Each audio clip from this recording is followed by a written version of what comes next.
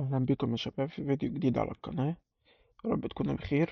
آه، تمام. احنا في فيديو النهاردة يا شباب هنتكلم عن اليونيت تيستينج. آه، تمام.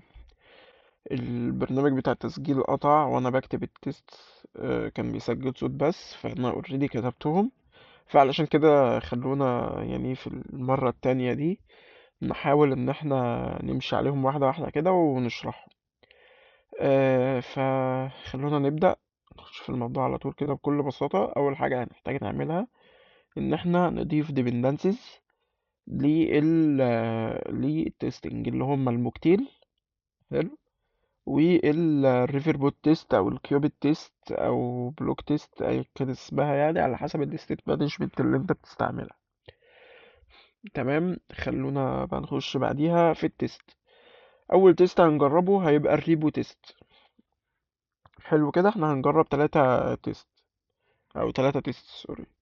اول واحد فيهم هيبقى الموك ريبو او سوري الريبو، يعني هنتست الريبو. اول حاجه بنعملها ان احنا بنعمل كلاس اسمه الموك ريبو. ده بيكستند الموك ده كلاس تاني من باكج موكتيل، وبيمبلمنت البرودكتس ريبو. حلو جدا. نقدر نعتبر الموك ريبو ده هو الريبو امبل بتاعنا او الريبو امبلمنتيشن بتاعنا. بعديها بنعمل يعني ميثود اسمها المين. الميثود دي يعني عاملة زي المين بتاعتنا اللي بنستعملها عادي في الباكج سوري، في البروجكت العادي. تمام. أول حاجة هنعملها فيها إن احنا نكريت 2 variable: البرودكتس ريبو وال fetch product use case أو fetch products use case. حلو. وبعد كده بنكريت ميثود او في ميثود كده بنستعملها اسمها setup. الميثود دي الميثود ديت وظيفتها ان انا بساوي فيها او بديكلير فيها كل الفاريبلز اللي انا عايزها. يعني تقدر تقول كده ايه، هنعتبر في الجزئية دي ان ده stateful widget بكريت فيه variables late. ودي ال init state بتاعتي اللي بساوي فيها كل ال variables دي بالclasses بتاعتها. تمام. في السيت اب ميثود دي بنساوي البرودكتس ريبو بالموك ريبو اللي احنا عملناها او بالريبو امبلمنتيشن يعتبر اللي احنا عملناه، والبرودكتس يوز كيس بتبقى زي ما هي، وبنبعت لها البرودكتس ريبو بما ان هي بتحتاج ريبو. بس بكل بساطة بنيجي بعد كده بنكريت هنا ريسبونس. ده بيبقى موك ريسبونس. هو احنا الريسبونس بتاعنا عبارة عن ليست فيها برودكتس، فعاملين موك للبرودكتس دي. تمام. نيجي بعد كده نكتب التست بتاعنا. فميثود التست دي بتاخد مننا حاجتين: بتاخد مننا description، بتاخد مننا body.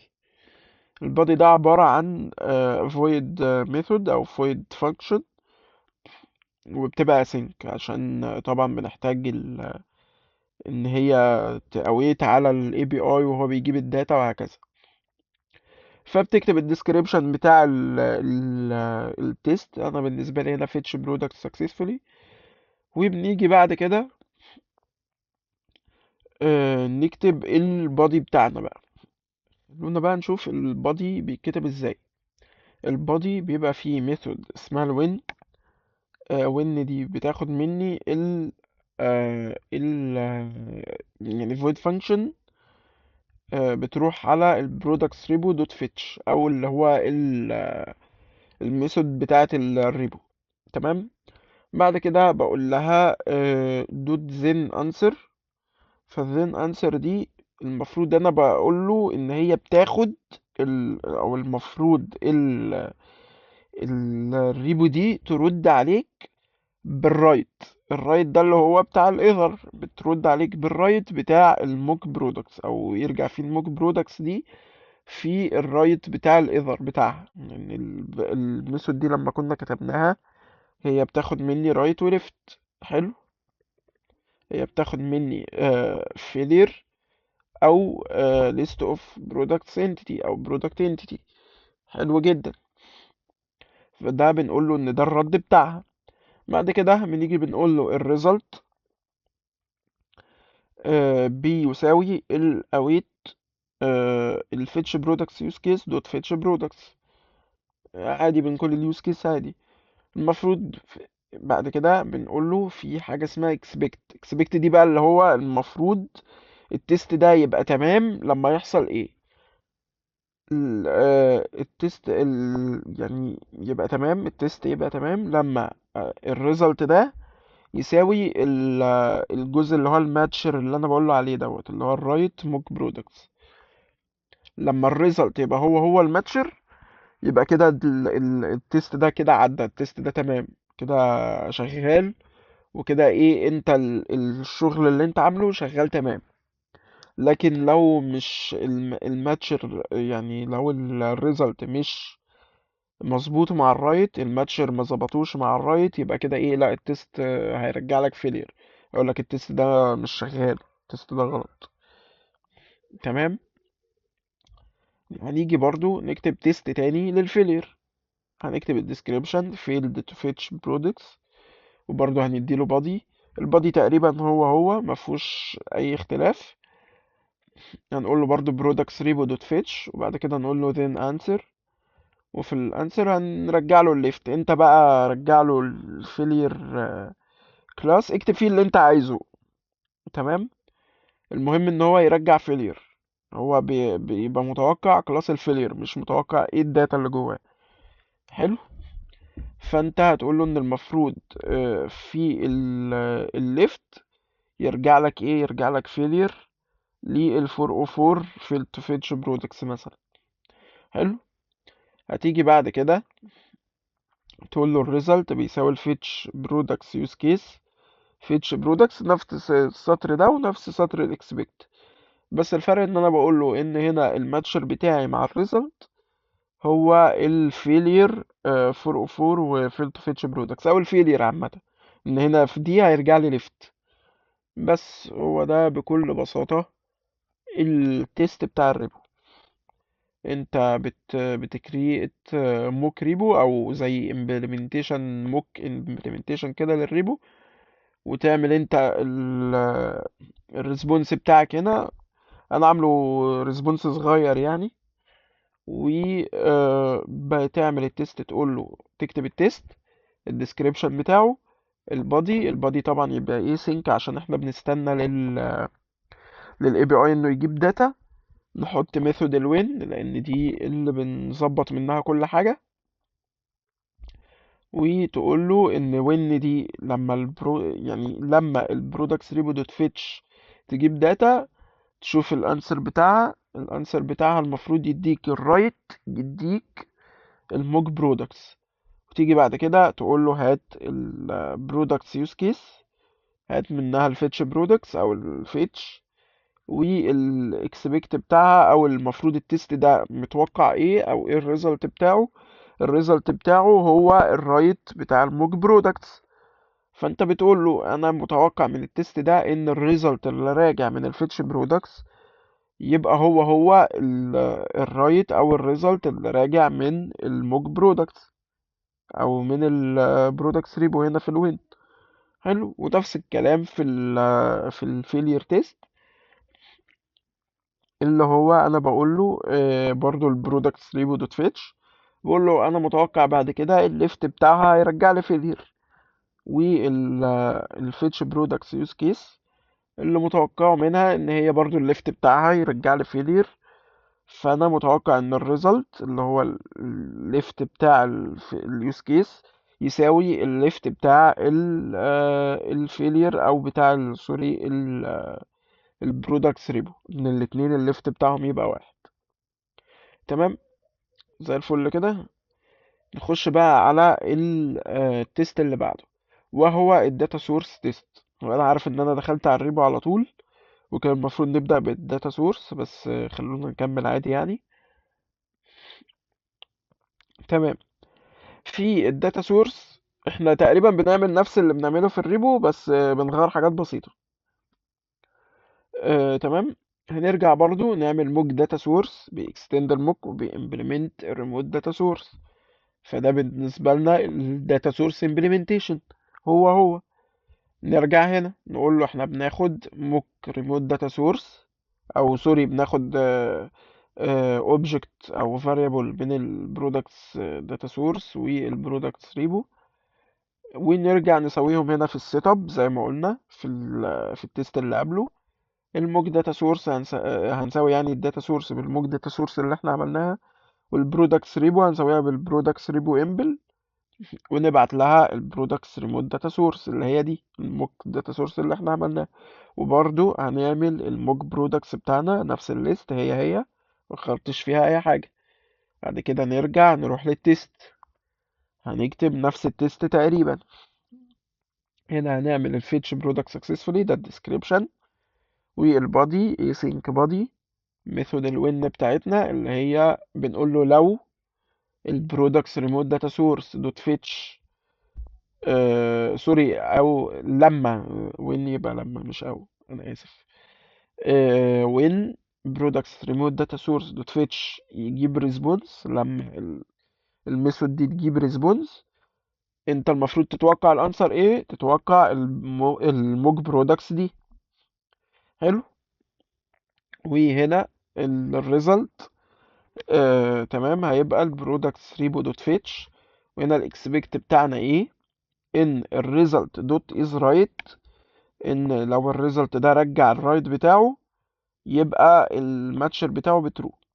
يعني دي طريقة تانية ممكن نكتب بيها الاكسبكت بتاعنا، ان انا بقول له لو الريزلت ده is right يعني رجع الرايت بتاعه يبقى بترو، لو هو result دوت is right بترو، لو هو رجع الموك برودكتس رجع الرايت بتاعه هيبقى المفروض ال is right دي هتبقى بترو. فانا بقول له لو الريزلت is right دي بترو مع الماتشر اللي هو بترو، ان انا يعني تقدر تقول ايه الاكسبكت ايه زي ما قلنا هو بيماتش الترو دي مع الاكشوال بتاعنا ايه، ان انا بقول له هل الريزلت دوت از رايت، هل هو بترو، لو بترو يبقى كده التست ده تمام، لو بفولس يبقى لا التست ده مش تمام. فانا بقول له انا متوقع ان الاز رايت يبقى بترو والماتشر بتاعي هو ترو، انا متوقع الاز رايت يبقى بترو اللي هو بتاع الماتشر. ودي نقطة كنت نسيت اكتبها في التيست اللي قبله اللي هي الفيريفاي. دي ميثود بس يعني بتقول له فيها ان الكول ده حصل مرة، ان انت تفيريفاي ان الكول ده حصل مرة. حلو كده، بتتأكد يعني ان التيست حصل، او ان الريموت داتا سورس ده اتعمل له كول مرة. حلو كده. تخش على الفيلير تيست، نفس الكلام بقول له الريموت داتا سورس دوت فيتش، اقول له لما الريموت داتا سورس دوت فيتش ده يجي لك او يجيب ريسبونس. هنا بقى في تغيير صغير هنا علشان احنا ما عندناش ايذر، فمش هقدر اقول له ارمي لي انسر بليفت. هنا انا بقول له ايه، ارمي ايرور، اعمل ثرو الايرور، يبقى اكسبشن. اكسبشن بقى لاي حاجه. حلو كده. وهنا بقول له الريزلت بيساوي البرودكتس ريبو دوت فيتش، وبقول له الريزلت دوت اس ليفت، انا الاي بي اي عندي او الداتا سورس عندي ايا كان الاكسبشن اللي هيرميه انا هلقطه في الليفت بتاع البرودكتس ريبو. حلو. فهو هنا بنقول له انا متوقع في الفيلير تيست ان الداتا سورس يرمي لي اكسبشن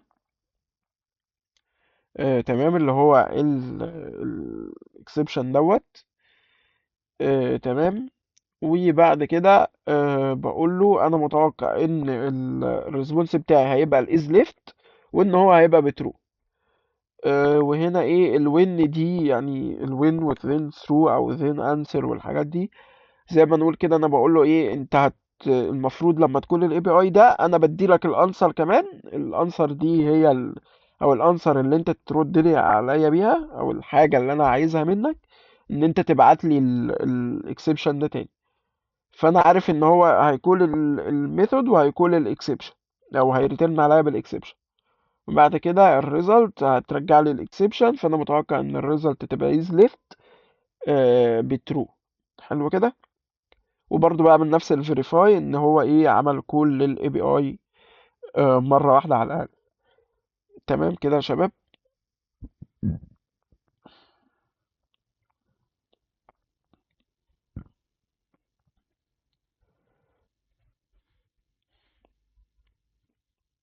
ندخل على تالت تيست، اللي هو البروفايدر تيست او الستيت مانجمنت تيست بقى.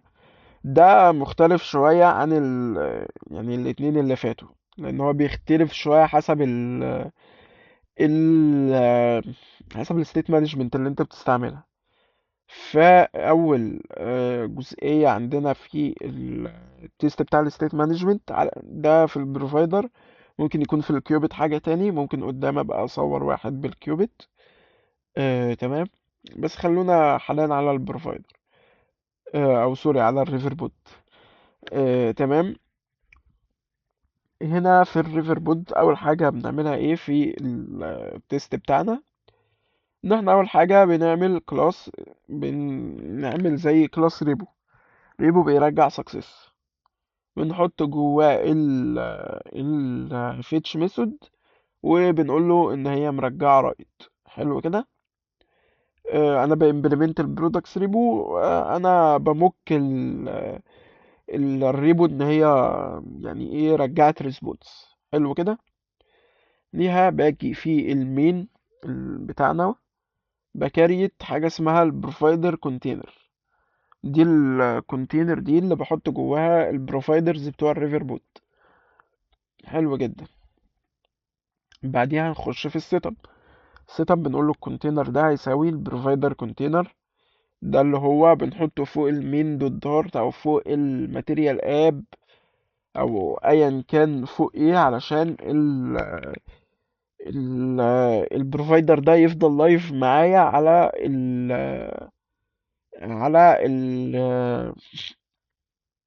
البروجكت كله. بس هو كده كده البروفايدر بيبقى انت تقدر حتى لو مش لايف على ال مش لايف على البروجكت كله، انت تقدر تاكسسه من اي حته، بس علشان انت بتحط البروفايدر كونتينر دي. البروفايدر كونتينر دي اكنك حاطط البلوك بروفايدر فوق الماتيريال اب كده مثلا، او فوق المين دوت دارت.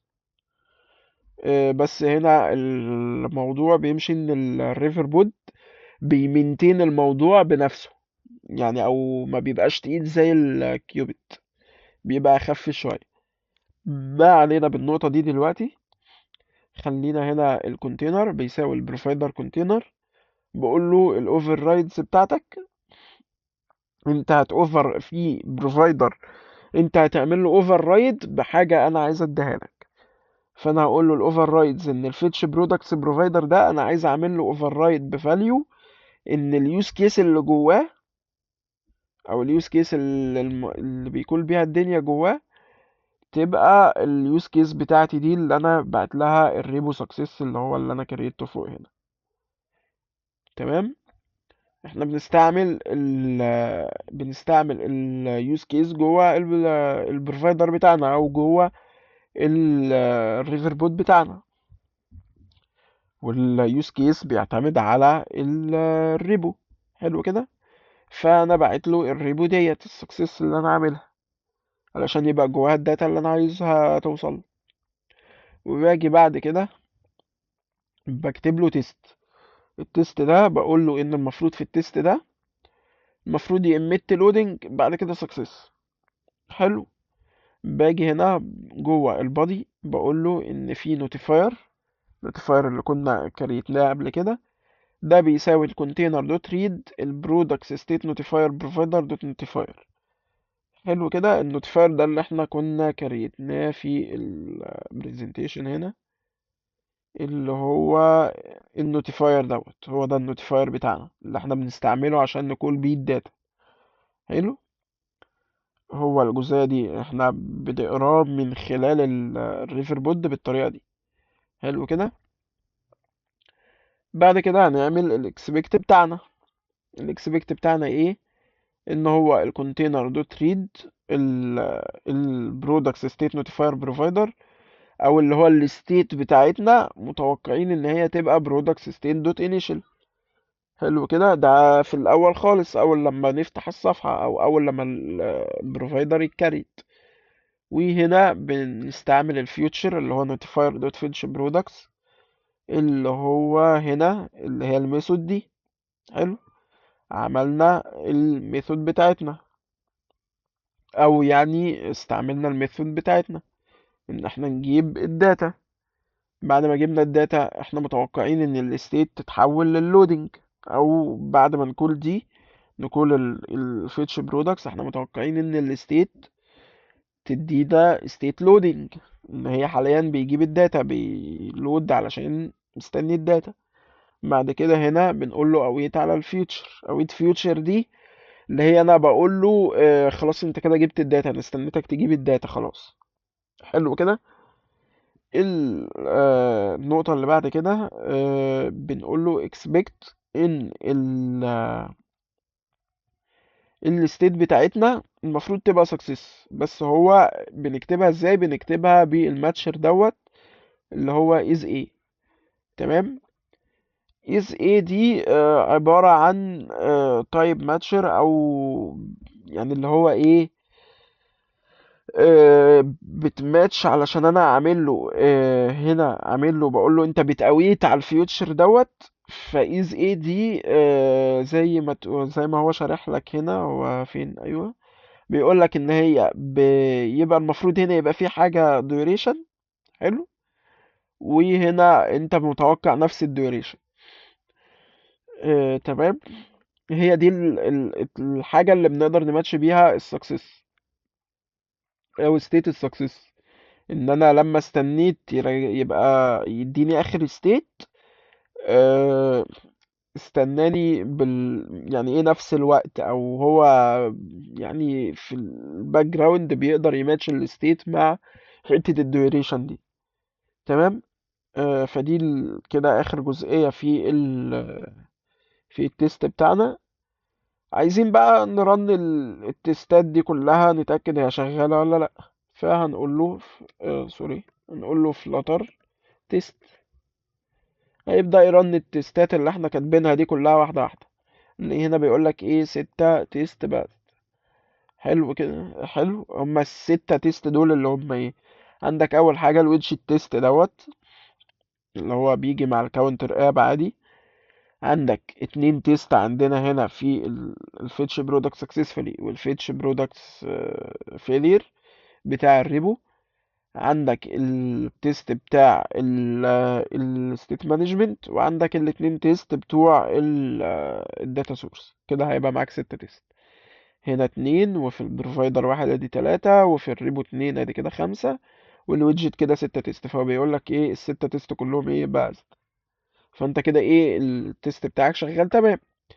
فانت كده اول لما تيجي تستعمل الحاجة دي في اليو اي هتلاقي الدنيا تمام. خلاص انت كده كتبت اليونت تيست بتاعتك شغالين تمام، التيست باز. فانت كده ايه ماشي في السليم خلاص. تمام كده يا شباب. دي كده كانت نهاية الفيديو بتاعنا. شكرا لانك وصلت لاخر الفيديو. واستنانا في الفيديو اللي جاي. في الفيديو اللي جاي انا هبدأ، او من اول الفيديو اللي جاي انا هبدأ اشتغل على الحاجات اللي احنا اوريدي عملناها هنا. هنبدأ بقى ايه نظبطها، يعني مش كل حاجة عملناها هنا هي دي افضل حاجة تتعمل. هنبدأ بقى ايه نطور الموضوع ونظبطه لأكتر حاجة كويسة نقدر نوصلها. فاستنونا في الفيديو اللي جاي. هنبدأ نشتغل نظبط في الفيتشر اللي احنا عملناها يا شباب. تمام، شكرا لكم.